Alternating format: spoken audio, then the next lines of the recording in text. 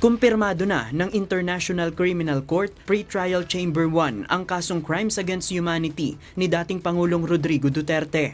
Today, the judges of Pre-Trial Chamber 1 of the International Criminal Court unanimously confirmed all the charges against Rodrigo Roa Duterte and committed him to trial before a trial chamber.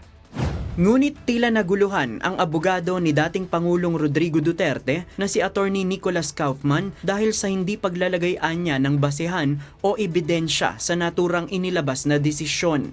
Pre-trial Chamber 1 concluded that there are substantial grounds to believe that Mr. Duterte is responsible for the crimes against humanity of murder and attempted murder.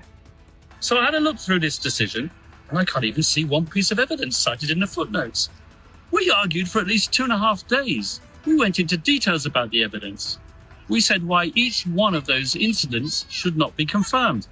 But the pre-trial chamber judges haven't even cited one piece of evidence in their footnotes to justify their decision. Ayon pa sa abogado, kailangang malaman ng akusado ang detalye ng ikinakaso laban sa kanya upang mapag-aralan din ang kanyang magiging depensa.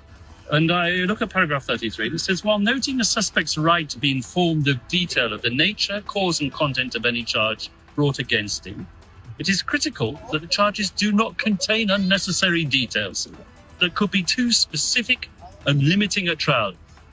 Too specific and limiting for whom exactly? What is this? Is this Kafka?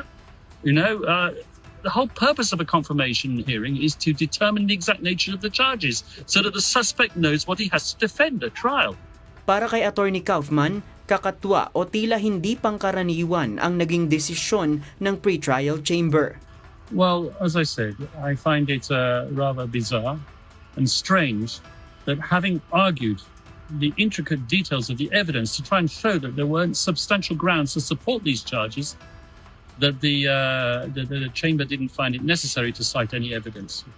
Sa ngayon, plano nitong umapila sa ICC chamber, ngunit kailangan na rin paghandaan ang paglilitis sa nasabing kaso. We go to trial now. We will make an request for an appeal.